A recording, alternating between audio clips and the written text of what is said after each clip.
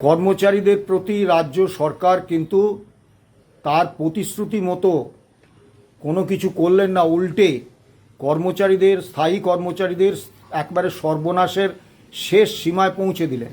November 2026-এর মধ্যে pay কমিশনের সুপারিশ তৈরি কার্যত অসম্ভব ব্যাপার। কাজেই মুখ্যমন্ত্রীর এই প্রতিশ্রুতি বাস্তবে কার্যকর যে হচ্ছে না, এতে আমার মনে অন্তত কোনো দ্বিধা সংকোচ নেই। এই যে 1 অক্টোবর থেকে 20% ডিএ দেওয়া হবে, এটা ঠিক হলো কিভাবে? ঠিক হলো তো মুখ্যমন্ত্রী বা অর্থমন্ত্রী বা সরকারের শাসক দলের সদিচ্ছা প্রসূত। এর তো কোনো বিজ্ঞানসম্মত ফর্মুলা তো সরকার মানলেন না। এই অভিনন্দন জানাবার আগে আপনাদের এই প্রতিবাদটা করার প্রয়োজন ছিল যে all India consumer price index মেনে প্রাপ্য হওয়ার দিন থেকে আমরা ডিএটা পেলাম না, এটার বিরুদ্ধে আমরা তীব্র প্রতিবাদ জানাচ্ছি। প্রথম চক্রান্ত যে হিসেবটা করে দেওয়া হয়েছে সেটা ভুল। আপনারা 3টে পরিকল্পিত ভুল করেছেন, যার ফলে কর্মচারীরা তাদের প্রাপ্যের 43% পেয়েছেন। 57% কাট মানি হিসেবে সরকার কর্মচারীদের পকেট থেকে কেটে নিয়েছে। মাননীয় মুখ্যমন্ত্রী কিন্তু সেই নির্দেশ দিলেন না, অর্থ দপ্তর সেই ভুল সংশোধন করলো না। অর্থাৎ সরকার কিন্তু এই ভুলটাকেই স্বীকৃতি দিতে চাইছেন।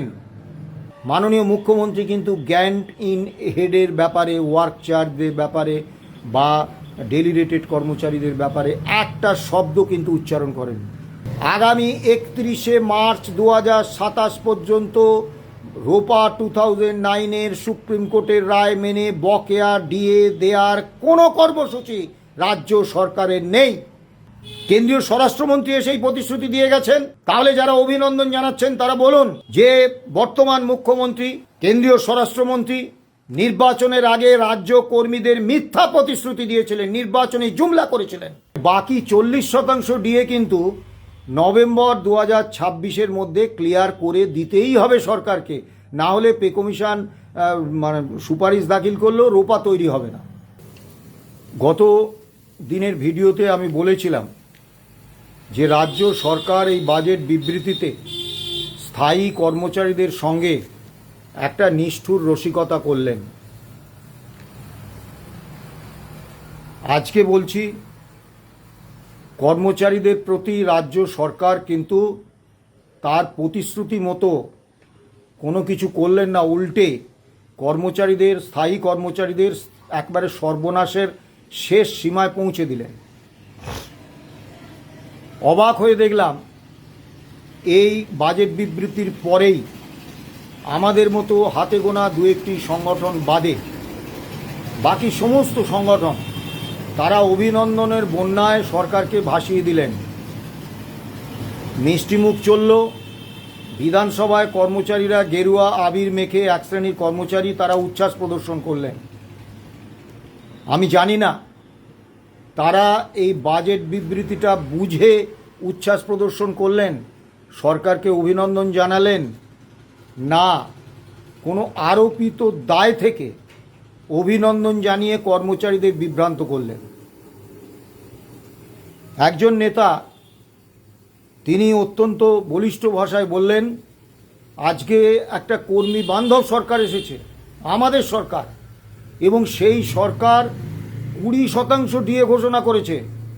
1 লপ্তে 20% ডিএ 1 বছরে আপনারা কোনোদিন কল্পনা করেছেন? কখনো পেয়েছেন? আমি সবিনয়ে বলবো, 1995 সালে 3 কিস্তিতে পূর্বতন বামফ্রন্ট সরকার 28% ডিএ দিয়েছিলেন। 2009 সালের ডিসেম্বর মাস থেকে আপনারা 22% ডিএ পেয়েছিলেন, সেটাও বামফ্রন্ট আমলে। অর্ডার নম্বর হচ্ছে 10901 এপি। 1/1/2018 থেকে 15% ডিএ পেয়েছিলেন। 1/1/2019 থেকে 25% ডিএ পেয়েছিলেন, সেটা তৃণমূল সরকারের আমলে। কাজেই 1 লপ্তে 20% ডিএ বছরে এই প্রথম, এটা একেবারে পরিকল্পিত মিথ্যাচার। দ্বিতীয় বিষয় হচ্ছে যে সেই বামফ্রন্ট সরকারের আমল থেকে আমাদের দাবিটা কি ছিল? All India consumer price index মেনে বকেয়া সহ প্রাপ্য হওয়ার দিন থেকে ডিএ দাও। আমাদের এখন গভীরভাবে ভাবতে হবে আমাদের দাবিটা কি। শাসক দলে পরিবর্তনের সঙ্গে সঙ্গে আলাদা আলাদা হবে? বামফ্রন্ট সরকারের আমলে, তৃণমূল সরকারের আমলে দাবিটা থাকবে all India consumer price index মেনে প্রাপ্য হওয়ার দিন থেকে বকেয়া সহ ডিএ দিতে হবে। আর সরকারে যখন বিজেপি আসবে, আমরা এই মানে all India consumer price index না মেনে ডিএ দিলে সেটাকে অভিনন্দন জানাবো? আমাদের এই দ্বিচারিতামূলক অবস্থান থেকে বেরিয়ে আসতে হবে। এবারে আসুন, 20% ডিএ পেলেন কবে থেকে? 1 অক্টোবর। মুখ্যমন্ত্রী বলেছেন যে 2027-এর 1 জানুয়ারি থেকে সপ্তম রাজ্য বেতন কমিশনের সুপারিশকৃত বেতন ভাতা এবং পেনশন আপনারা পেতে থাকবেন। তাহলে স্বাভাবিক নিয়মে ডিসেম্বর 2026-এ রোপা তৈরি করতে হবে, কারণ রোপা তৈরি না হলে তো আপনারা বর্ধিত বেতন, সপ্তম রাজ্য বেতন কমিশনের বর্ধিত বেতন ভাতা পাবেন না। তা ডিসেম্বর 2026-এ রোপা তৈরি করতে হলে নভেম্বর 2026-এর মধ্যে পে কমিশনকে তার সুপারিশ দাখিল করতে হবে সরকারের কাছে। এখনও 25শে জুন আজকে পে কমিশনের চেয়ারম্যান, অন্যান্য সদস্যদের নাম ঘোষণা হয়নি। পে কমিশনের টার্মস অ্যান্ড রেফারেন্স ঘোষণা হয়নি। পে কমিশনের অফিস, তার কর্মী, আধিকারিক, তার যে পরিকাঠামো, সেসব কিচ্ছু হয়নি। পশ্চিমবাংলায় দুর্ভাগ্যের সঙ্গে আমরা ঐক্যবদ্ধ কর্মী পক্ষ হিসেবে কোনো সরকারের আমলেই নিজেদেরকে সরকারের কাছে উপস্থাপিত করতে পারিনি। কিন্তু পশ্চিমবাংলায় অসংখ্য সংগঠন, সেই সংগঠনগুলো এই পে কমিশনের কাছে তাদের স্মারকলিপি দেবে। সেই স্মারকলিপি মাননীয় সদস্যরা, চেয়ারম্যান সহ পড়ে দেখবেন। তারপর তারা এইসব সংগঠনগুলোকে ডাকবেন এবং তাদের শুনানি করবেন। ফলে নভেম্বর 2026-এর মধ্যে পে কমিশনের সুপারিশ তৈরি কার্যত অসম্ভব ব্যাপার। কাজেই মুখ্যমন্ত্রীর এই প্রতিশ্রুতি বাস্তবে কার্যকর যে হচ্ছে না, এতে আমার মনে অন্তত কোনো দ্বিধা সংকোচ নেই। দ্বিতীয়, যদি পে কমিশন নিয়ে মাননীয় মুখ্যমন্ত্রী বলেছেন, কিন্তু রাজ্য বাজেটে পে কমিশন নিয়ে একটা শব্দও কিন্তু নেই, এটাও কিন্তু আমাদের চিন্তায় রেখেছে। এবারে আসি, আমি যদি ধরেও নিই যে 2027 জানুয়ারি থেকে আমরা পে কমিশনের সুপারিশ অনুসারে বর্ধিত বেতন ভাতা পাব, তাহলে স্বাভাবিকভাবে বকেয়া 42% ডিএর মধ্যে 2% ডিএ হচ্ছে সপ্তম কেন্দ্রীয় বেতন কমিশনের সুপারিশকালীন সময়ের পরে। তাহলে বাকি 40% ডিএ কিন্তু নভেম্বর 2026-এর মধ্যে ক্লিয়ার করে দিতেই হবে সরকারকে, না হলে পে কমিশন মানে সুপারিশ দাখিল করলেও রোপা তৈরি হবে না। তাহলে রোপা 2026 সালের মধ্যে, ডিসেম্বরের মধ্যে তৈরি করতে হলে 40% ডিএ মিটিয়ে দিতে হবে। আপনারা 20% ডিএ কবে থেকে পাচ্ছেন? 1 অক্টোবর থেকে, অর্থাৎ নভেম্বরের বেতন থেকে পাবেন। তাহলে এই ডিএটা, এই 20% ডিএ আপনারা কদিন ভোগ করবেন? আর বাকি যে 22% ডিএ থাকবে, সেটা ঘোষণা করার কোনো মানে সুযোগ কি সরকারের কাছে থাকছে? ভেবে দেখবেন। এবারে অত্যন্ত সুনির্দিষ্টভাবে বলছি, আপনারা বিষয়টার গুরুত্ব বোঝার চেষ্টা করুন। এই 42% ডিএতেই কিন্তু ডিএ শেষ হয়ে যাবে না। এই জুলাই 2026 থেকে শুরু করে পরপর জানুয়ারি জুলাই, জানুয়ারি জুলাই, জানুয়ারি জুলাই করে কেন্দ্রীয় সরকারি কর্মচারীরা এবং অন্য রাজ্যে, বেশিরভাগ রাজ্যের রাজ্য সরকারি কর্মচারীরা, তারা কিন্তু all India consumer price index মেনে ডিএ বা ডিয়ারনেস রিলিফ পেয়ে যাবেন।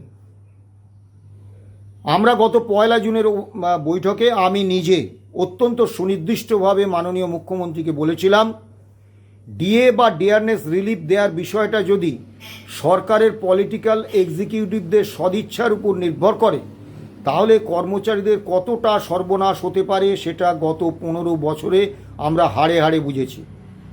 কাজেই আপনার কাছে আমাদের আবেদন, যেটা বিরোধী দলনেতা হিসেবে আপনি আমাদের দাবির সঙ্গে সহমত হয়েছেন, যে all India consumer price index মেনে বছরে 2 বার ডিএ দেওয়ার সপক্ষে একটা স্ট্যান্ডিং অর্ডার বা একটা আদেশনামা অর্থ দপ্তরকে বার করতে নির্দেশ দিন।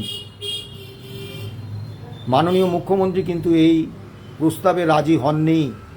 তিনি বলেছেন আগে 42% ডিএ ক্লিয়ার করি, তারপর ওগুলো নিয়ে ভাবব।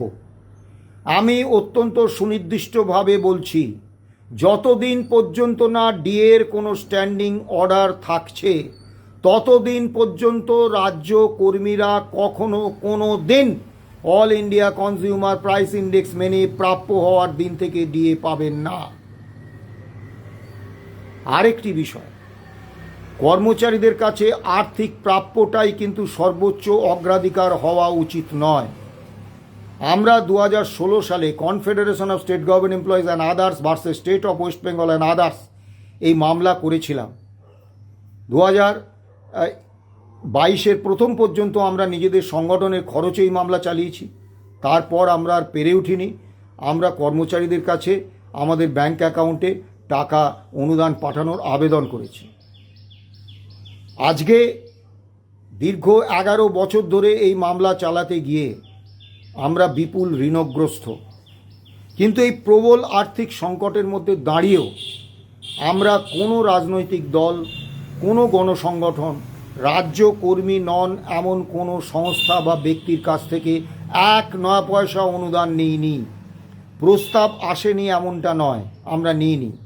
তার কারণ আমরা মনে করেছি রাজ্য কর্মীদের যে লড়াই, সেই লড়াই রাজ্য কর্মীরা লড়বেন। রাজ্য কর্মীদের লড়াইয়ের জন্য আইনি যে খরচ, সেই খরচ কোনো রাজনৈতিক দল বা রাজ্য কর্মী নন এমন কেউ দেবেন, এটা রাজ্য কর্মীদের পক্ষে অত্যন্ত অসম্মানজনক, অমর্যাদাকর। সে কারণে এই ঋণের প্রবল ঋণগ্রস্ততার মধ্যে দাঁড়িয়েও, এই প্রবল আর্থিক সংকটের মধ্যে দাঁড়িয়েও আমরা সবিনয়ে যে কোনো রাজনৈতিক দল বা সংগঠনের আমরা আর্থিক সাহায্য দেওয়ার প্রস্তাব সবিনয়ে প্রত্যাখ্যান করেছি।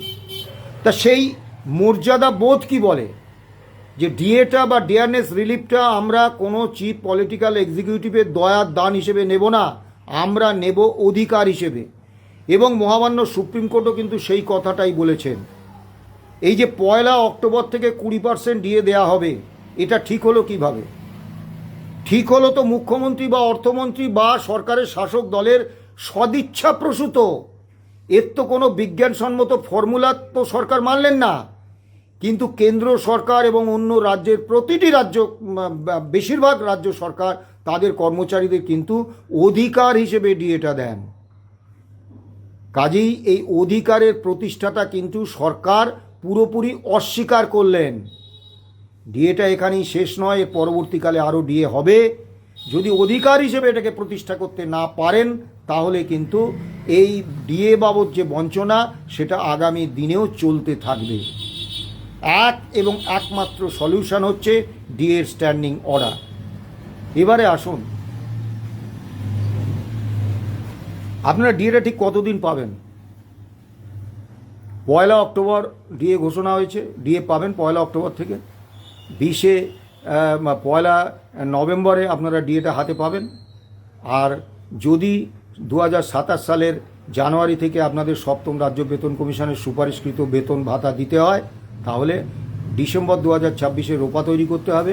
রোপা তৈরির অন্যতম শর্ত হচ্ছে বকেয়া যা ডিএ ওই 6ষ্ঠ বেতন কমিশনের সময়কালীন সেই পুরো ডিএ ক্লিয়ার করে দিতে হবে। 42%-এর মধ্যে 40% বকেয়া ডিএ হচ্ছে 6ষ্ঠ রাজ্য বেতন কমিশনের সময়কালীন। কাজেই ওই ডিএটা ক্লিয়ার করে দিয়ে তবেই রোপা তৈরি হবে 2026-এর ডিসেম্বরে। তাহলে আর বাকি ডিএ আপনারা পাবেন, আর এই ডিএটাই আপনারা কদিন পাবেন। কাজেই অভিনন্দন জানাবার আগে আপনাদের এই প্রতিবাদটা করার প্রয়োজন ছিল যে all India consumer price index মেনে প্রাপ্য হওয়ার দিন থেকে আমরা ডিএটা পেলাম না। এটার বিরুদ্ধে আমরা তীব্র প্রতিবাদ জানাচ্ছি। যদি all India consumer price index মেনে অধিকার হিসেবে ডিএকে না দেয়া হয়, তাহলে আগের সরকারের সঙ্গে এই সরকারের পার্থক্যটা কোথায়? দ্বিতীয় বিষয়টা আসি, রোপা 2009-এর যে মামলা, confederation of state government employees and others versus state of West Bengal and others, আমরা করেছিলাম 2016 সালে। রায় হয়েছে 5ই ফেব্রুয়ারি 2026, 11তম বছরে। যেখানে মহামান্য সুপ্রিম কোর্ট নির্দেশ দিয়েছিলেন 15ই মে 2026-এর মধ্যে 2008 থেকে ডিসেম্বর 2019 পর্যন্ত বকেয়া ডিএ বা dearness relief all India consumer price index মেনে দিতে হবে। পূর্বতন সরকার এই রায় মানেননি। তারা পরিকল্পিতভাবে একটা চক্রান্ত করে অর্থ দপ্তরকে দিয়ে বহুমাত্রিক জটিলতা তৈরি করে দিয়েছেন এই রায় রূপায়ণে। ফলে সুপ্রিম কোর্টে আমরা কি বলবো এই নিয়ে আমরা ধন্দে, কারণ এত বেশি বিষয় বলতে হবে, সেই অত বেশি বিষয় বলার মতো সময় মাননীয় বিচারপতিরা কি দেবেন? প্রথম চক্রান্ত যে হিসেবটা করে দেওয়া হয়েছে সেটা ভুল।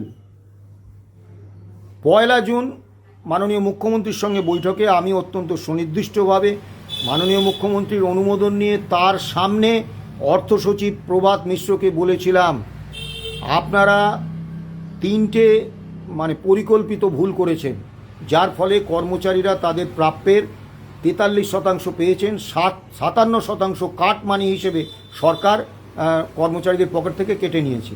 1 নম্বর, রোপা 2009-এ পরিষ্কার বলে দেওয়া আছে বেসিক পে তার সঙ্গে গ্রেড পে তার সঙ্গে এনপিএ যোগ করে ডিএ ক্যালকুলেশন হবে। আপনারা শুধুমাত্র বেসিক পের উপর ক্যালকুলেশন করেছেন, ফলে কর্মচারীরা কম টাকা পেয়েছে। দ্বিতীয় বিষয় যে আপনারা 1982-কে 100 পয়েন্ট ধরে 1/4/2008-এ all India consumer price index হচ্ছে 536 পয়েন্ট। আপনারা কোথা থেকে একটা 605 পয়েন্ট নিয়ে এসছে? এই 605 পয়েন্টটা আপনারা কোথা থেকে পেয়েছেন? যেহেতু লব আর হরের হর আর লবের যদি নিচেরটা বেশি হয় কোনো ভগ্নাংশে, তাহলে গণনায় যে প্রাপ্য আমরা যেটা পাবো সেটা কম হয়। ফলে যেহেতু অল ইন্ডিয়া কনজিউমার প্রাইস ইন্ডেক্সটা 536 না দেখিয়ে 605 করে দিয়েছেন, আমরা আর এক প্রস্ত বঞ্চিত হয়েছি। তৃতীয় বঞ্চনাটা করেছেন, তৃতীয় চক্রান্তটা করেছেন যে all India consumer price index মেনে মহামান্য সুপ্রিম কোর্ট এবং রোপা 2009 অনুসারে যে কনস্টিটিউশনাল কমিটমেন্ট গভর্নমেন্টের, তাতে all India consumer price index মেনে ডিএ মেটানোর কথা আছে। আপনারা দিয়েছেন একটা কল্পিত সিপিআই, যে সিপিআইয়ের কোনো বাস্তব অস্তিত্ব নেই। সেই সিপিআই ধরে প্রতিটা স্তরে আপনারা হিসেব করেছেন 16 থেকে 19 অল ইন্ডিয়া কনজিউমার প্রাইস ইন্ডেক্সের থেকে অনেক কম। All India consumer price index 125% ছিল 1/1/2016-তে, আপনারা ধরেছেন 100%। এইভাবে প্রতিটা স্তরে আপনারা বিপুল পার্সেন্টেজে কম ধরে গণনা করেছেন, ফলে 57% কম পেয়েছেন। মুখ্যমন্ত্রীর সামনে অর্থ সচিব প্রভাত মিশ্র এই 3টে অভিযোগের কোনো উত্তর দিতে পারেননি। অন্যান্য সংগঠনের প্রতিনিধিরাও ছিলেন, আপনারা তাদেরকেও জিজ্ঞেস করতে পারেন আমি সত্যি বলছি না মিথ্যে বলছি। কিন্তু আমি যখন মাননীয় মুখ্যমন্ত্রীকে বললাম যে অর্থ দপ্তরকে এই ভুল সংশোধন করতে নির্দেশ দিন, উনি আমাদের বললেন যে ওটা মালহোত্রা কমিটি করুক, মালহোত্রা কমিটি যেমন যেমন বলবে আমরা তেমন তেমন করব। আপনারা প্রথমেই ভাববেন তাই তো, মালহোত্রা কমিটি যদি নির্দেশ দেয় ভালো তো। বাস্তবটা কিন্তু খুব কঠিন। মহামান্য সুপ্রিম কোর্ট রাজ্য সরকারের হাতে ডিএ মামলার রায় কার্যকর করার দায়িত্বটা রাখেননি। তারা কোর্ট অফ ফাইনাল আরবিট্রেশন হিসেবে ইন্দু মালহোত্রার কমিটিকে নিয়োগ করেছিলেন। সেই ইন্দু মালহোত্রার কমিটি কর্মীদের সঙ্গে সুবিচার করেননি। মামলায় 2টি পক্ষ, পিটিশনার রাজ্য সরকার এবং অন্য পক্ষ হচ্ছে 3টি মামলাকারী সংগঠন। তারা কিন্তু এই মামলাকারী সংগঠন 3টিকে ডাকেননি। তারা শুধুমাত্র রাজ্য সরকারের সঙ্গে একটার পর একটা বৈঠক করে রাজ্য সরকারের সঙ্গে সহমত হয়ে রাজ্য সরকারকে একটার পর একটা অর্ডার বার করতে নির্দেশ দিয়েছেন এবং রাজ্য সরকার সেগুলো বার করেছে। তার ফলে 57% বকেয়া থেকে আমরা বঞ্চিত হয়েছি। গ্র্যান্টি ডেটের কোনো কর্মচারীরা 1 নয়া পয়সা পাননি, ওয়ার্ক চার্জ কর্মচারীরা পাননি, ডেলি ডেটেড কর্মচারীরা পাননি। কলকাতা থেকে, কলকাতার ব্যাংক থেকে যেসব সরকারি কর্মচারী পেনশন নেন তারা পাননি। সুপ্রিম কোর্টে বিষয়টা আমরা যদি মামলাকারী সংগঠনগুলোর প্রতিনিধিত্বে ডেকে এই আলোচনাগুলো হতো, এই বৈঠকগুলো হতো, তাহলে নিশ্চিতভাবেই আমরা সরকারকে চেপে ধরতাম এবং সেখানে তথ্য পরিসংখ্যানের আলোকে আমাদের বক্তব্যই কিন্তু প্রতিষ্ঠা পেত। কর্মচারীরা এই ভয়াবহ সর্বনাশের জায়গায় গিয়ে পৌঁছতেন না। কাজে এই সর্বনাশের দায় যেমন পূর্বতন রাজ্য সরকারের, একই সঙ্গে মালহোত্রা কমিটিরও। সুপ্রিম কোর্টে আমাদের আইনজীবী বিকাশ রঞ্জন ভট্টাচার্য বিষয়টি তোলার পরে সুপ্রিম কোর্টের নির্দেশে আমাদের 3টি দিন দেওয়া হয় আলোচনার জন্য, 24শে এপ্রিল, 27শে এপ্রিল এবং 1 মে। দুর্ভাগ্য, 24শে এপ্রিল এবং 1 মের বৈঠক বাতিল হয়ে যায় একেবারে শেষ সময়, আমাদের বিপুল আর্থিক ক্ষতি হয়। কিন্তু 27শে মের বৈঠক হয় দিল্লিতে সিএজি অফিসে, ডেপুটি সিএজির অফিসে। আমরা সেখানে 3টি মামলাকারী সংগঠনের প্রতিনিধিরা উপস্থিত ছিলাম। আমি সেখানে সুনির্দিষ্ট এবং গিয়ে অবাক হয়ে দেখলাম যে মালহোত্রা কমিটির ফুল বেঞ্চ কিন্তু আমাদের সঙ্গে আলোচনায় বসেননি। 4 জন সদস্যের মাত্র 1 জন সদস্য ডেপুটি সিএজি বসেছেন এবং সেখানে রাজ্য সরকারের কোনো প্রতিনিধি নেই। অর্থাৎ রাজ্য সরকার, মামলাকারী সংগঠন এবং মালহোত্রা কমিটির কোনো বৈঠক কিন্তু তারা করলেন না। ফলে এই বৈঠকের কার্যত কোনো মূল্য থাকলো না। কিন্তু সেই বৈঠকেও আমি অত্যন্ত সুনির্দিষ্টভাবে, আমাদের আইনজীবী ফিরদৌস শামীম অত্যন্ত সুনির্দিষ্টভাবে দীর্ঘ সময় ধরে যে বিষয়গুলো তুলে ধরেছিলাম, 1 নম্বর হিসেবে পরিকল্পিত ভুল, 2 নম্বর গ্র্যান্টিং হেডে কর্মচারী এবং পেনশনাররা 1 নয়া পয়সা না পাওয়া, ওয়ার্ক চার্জ কর্মচারী, ডেলি রেটেড কর্মচারী এবং কলকাতার ব্যাংক থেকে পেনশন নেওয়া সরকারি পেনশনাররা 1 নয়া পয়সা নেওয়ার বিষয়টা আমরা তুলে ধরেছি। 2008 থেকে 2015 পর্যন্ত ডিএ না দেওয়ার যে বকেয়া ডিএ এখনই না দেওয়ার যে কথা সরকার বলেছেন, আমরা তথ্য দিয়ে বলেছি সেই বক্তব্য মিথ্যে। সরকারের কাছে তথ্য আছে, কারণ 2016 থেকে HRMS পোর্টালে বেতন হয়েছে, তার HRMS-এর ডাটা সরকারের কাছে আছে ডেটাবেস। আর 15 পর্যন্ত বেতন হয়েছে কোষা নামক একটা সিস্টেমে। আমি যদি তর্কের খাতিরে ধরে নিই পুরনো তথ্য সরকারের কাছে নেই, তাহলেও সেই তথ্য নোডাল এজেন্সি টাটা কনসালটেন্সি সার্ভিসেসের কাছে আছে। টাটা কনসালটেন্সি সার্ভিসেসের কাছ থেকে সেই তথ্য নিলেই 8 থেকে 19 সমস্ত ডেটা বেস রাজ্য সরকারের কাছে রয়েছে। দুর্ভাগ্য, ডেপুটি সিএজি আমাদের সমস্ত বক্তব্য শুনেছেন, ওখানে অন্য 2টি সংগঠনের প্রতিনিধিরাও আমাদের বক্তব্য সমর্থন করেছেন, কিন্তু ডেপুটি সিএজি তার বক্তব্য আমাদের জানাননি। অর্থাৎ আমাদের বক্তব্যের কতটাতে তিনি সহমত হলেন, কতটাতে ভিন্নমত হলেন জানালেন না। এবং সেই মিটিংয়ের একটা মিনিটস আজ পর্যন্ত আমাদের দেওয়া হয়নি। আমরা সেদিনই কিন্তু মিনিটস চেয়েছিলাম, কারণ এত বড় গুরুত্বপূর্ণ একটা বৈঠকে কে কি বলল এটা তো অত্যন্ত জরুরি, এর তো তার রেকর্ড থাকা দরকার। আমরা মহামান্য সুপ্রিম কোর্টে যে এই মালহোত্রা কমিটির সঙ্গে আমাদের বৈঠকের বিষয়টা উপস্থাপিত করব, কিসের ভিত্তিতে যদি কোনো মিনিটস না থাকে? আমাদের মুখের কথা তো সুপ্রিম কোর্ট মান্যতা দেবেন না, কিন্তু আজও আমরা কোনো মিনিটস পাইনি। মাননীয় মুখ্যমন্ত্রী সেই মালহোত্রা কমিটির দিকে ঠেলে দিলেন বিষয়টা। এবার আপনারা বলুন, অর্থ দপ্তর পরিকল্পিতভাবে ভুল করেছে, সেটা রাজ্য সরকারের নিয়ন্ত্রণে। তাহলে ভুলটা সংশোধন করবে কে? অর্থ দপ্তর। সেই নির্দেশ দেওয়ার অধিকার কার আছে? মাননীয় মুখ্যমন্ত্রী, মাননীয় অর্থমন্ত্রীর। মাননীয় মুখ্যমন্ত্রী কিন্তু সেই নির্দেশ দিলেন না, অর্থ দপ্তর সেই ভুল সংশোধন করল না। অর্থাৎ সরকার কিন্তু এই ভুলটাকেই স্বীকৃতি দিতে চাইছেন। দ্বিতীয় গুরুত্বপূর্ণ বিষয়, মাননীয় মুখ্যমন্ত্রীর সঙ্গে বৈঠকে আমি অত্যন্ত সুনির্দিষ্টভাবে, আমি প্রথমে বলেছি, দীর্ঘ সময় বলতে সুযোগ দিয়েছেন মাননীয় মুখ্যমন্ত্রী, আমি কৃতজ্ঞ। আমি সুনির্দিষ্টভাবে বলেছি, গ্র্যান্টিং এড হেডে যারা বেতন পান তাদের এই ডিএটা দিতে হবে, কারণ আমরা রোপা 2009 অনুসারে যে মামলা করেছি, সেই রোপা 2009-এর 25 নম্বর পাতায় বলে দেওয়া আছে, এটা কনস্টিটিউশনাল কমিটমেন্ট সরকারের, যে রাজ্য সরকারি কর্মচারী এবং পেনশনারদের যেভাবে যে দিন থেকে যে শতাংশে ডিএ বা ডিআরএস রিলিফ দেওয়া হবে, একই হারে একইভাবে গ্র্যান্টিং এড হেডে যারা বেতন পান তাদেরও দিতে হবে। এবং রাজ্য সরকার মহামান্য সুপ্রিম কোর্টে যে হিসেব দাখিল করেছিলেন 41,770 কোটি টাকা, সেখানে আলাদা আলাদা করে দেখানো ছিল রাজ্য সরকারি কর্মচারী এবং পেনশনারদের জন্য এত টাকা, আর বাকি টাকা এত টাকা হচ্ছে গ্র্যান্টিং হেডে কর্মরত কর্মচারী এবং পেনশনারদের জন্য। অর্থাৎ মহামান্য সুপ্রিম কোর্টে রাজ্য সরকার কিন্তু গ্র্যান্টিং হেডে প্রাপ্ত যারা বেতন ভাতা পান, পেনশন পান, তাদেরটাও যে অন্তর্ভুক্ত, সরকার যেটাকে মান্যতা দিচ্ছেন সেটা মহামান্য সুপ্রিম কোর্টে লিখিতভাবে সরকার স্বীকার করে এসছেন, কিন্তু আজও পর্যন্ত এনারা 1 পয়সা পাননি। অত্যন্ত অবাক হয়ে লক্ষ্য করেছিলাম, নিশ্চয়ই অন্য যে 3টি সংগঠনের প্রতিনিধি ছিলেন তারাও লক্ষ্য করেছেন যে মাননীয় মুখ্যমন্ত্রী কিন্তু গ্র্যান্ট ইন হেডের ব্যাপারে, ওয়ার্ক চার্জের ব্যাপারে বা ডেলি রেটেড কর্মচারীদের ব্যাপারে একটা শব্দ কিন্তু উচ্চারণ করেন। আমি একাধিকবার বলেছি, অন্য একটি সংগঠনের প্রতিনিধি বলেছেন, কিন্তু মুখ্যমন্ত্রী গ্র্যান্ট ইন হেড এডে যারা বেতন পান বা ভাতা এবং পেনশন পান তাদের সম্পর্কে কিন্তু মাননীয় মুখ্যমন্ত্রী একটি শব্দ বলেননি।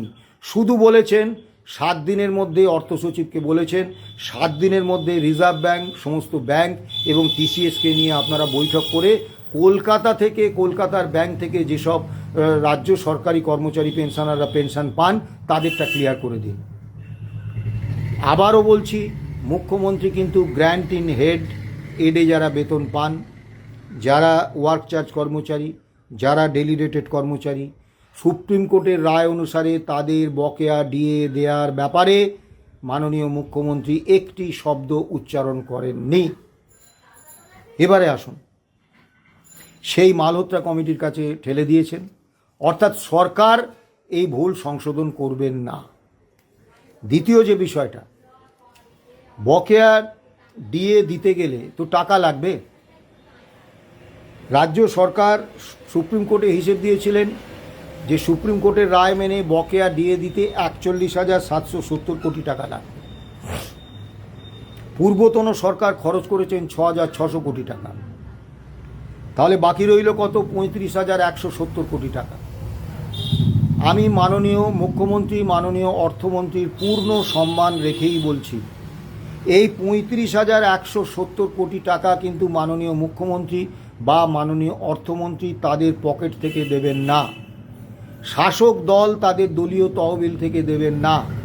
এই টাকাটা আসবে রাজকোষ থেকে, এবং রাজকোষ থেকে এই টাকাটা অ্যালট করা তখনই সম্ভব হবে যখন বাজেট বিবৃতিতে এই 35,170 কোটি টাকার সংস্থান থাকবে এবং এই বাজেট বিবৃতি রাজ্য বিধানসভায় অনুমোদিত হবে।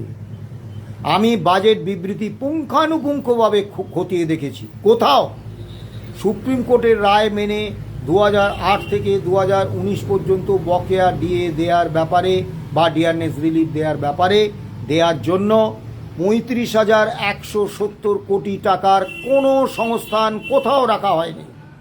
তাহলে বাজেটে যখন সংস্থান নেই, টাকারও সংস্থান নেই, অর্থাৎ 31শে মার্চ 2027 পর্যন্ত এই 26-27 অর্থবর্ষের কার্যকালীন সময়ে 31শে মার্চ 2027 পর্যন্ত সুনির্দিষ্টভাবে যারা গ্র্যান্ট ইন হেডে বেতন পান, শিক্ষক, শিক্ষাকর্মী, বোর্ড, কর্পোরেশন, পঞ্চায়েত, পুরসভা থেকে শুরু করে আন্ডারটেকিংস, কলকাতা ব্যাংক থেকে যারা পেনশন পান, রাজ্য সরকারি কর্মচারী পেনশনার, যারা ওয়ার্ক চার্জ কর্মচারী এবং যারা ডেলি রেটেড কর্মচারী, সুনির্দিষ্টভাবে জেনে নিন আগামী 31শে মার্চ 2027 পর্যন্ত রোপা 2009-এর সুপ্রিম কোর্টের রায় মেনে বকেয়া ডিএ দেওয়ার কোনো কর্মসূচি রাজ্য সরকারের নেই।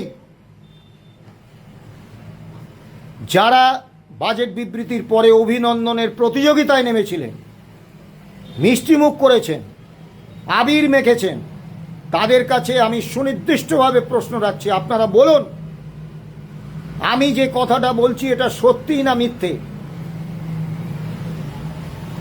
আজকে বলা হচ্ছে, নেতারা বলছেন কি সরকার তো সবে এসছে, আগের সরকার একেবারে আর্থিক সংকটে একবারে তছনছ করে দিয়ে গেছেন, সরকারকে তো কিছুটা সময় দিতেই হবে।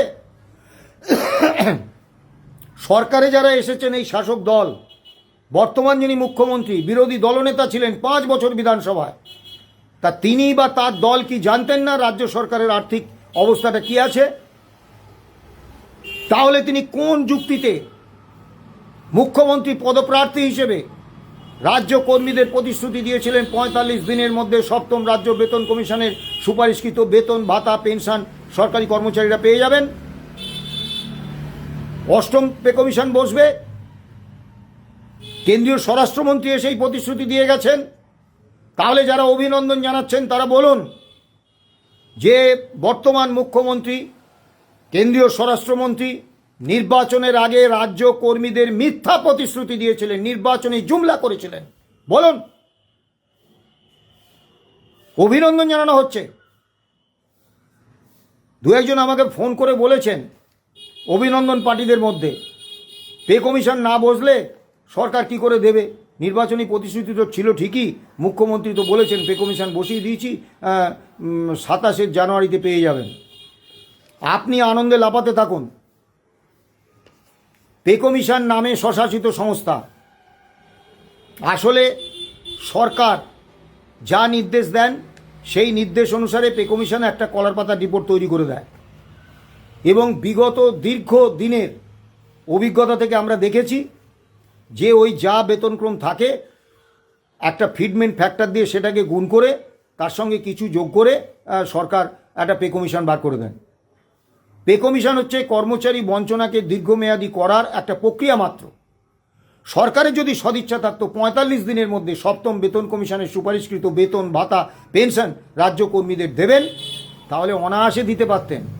শুধু একটা ওয়ান ম্যান পে কমিটি করে সেই পে কমিটির চেয়ারম্যানকে বলে দিতেন যে ফিটমেন্ট ফ্যাক্টর হচ্ছে এইটা 2.57 বা 2.59, যাই হোক সরকার যেটা ঠিক করেছেন যে ফিটমেন্ট ফ্যাক্টর হবে, এই ফিটমেন্ট ফ্যাক্টর এটা, আর তার সঙ্গে এই অ্যাডিশন করে তুমি পে স্কেল তৈরি করে দাও। সেটা করতে 2 দিন 3 দিন সময় লাগে খুব বেশি হলে। আর আমাদের মতো মানে যারা আমলা আছেন তাদের দিলে ওটা 2 ঘন্টার কাজ।